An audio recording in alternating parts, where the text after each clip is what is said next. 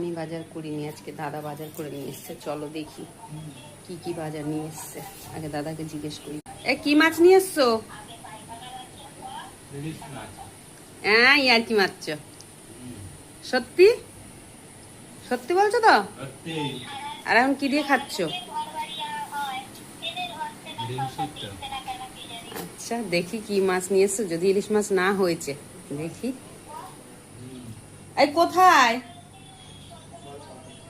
কোথায় রেখেছো? ও, এখানে। সত্যি সত্যি নেই আর কি, দেখি। সত্যি সত্যি ইলিশ মাছ এনেছে। দেখো, আজকে ইলিশ মাছ হবে, ঠিক আছে?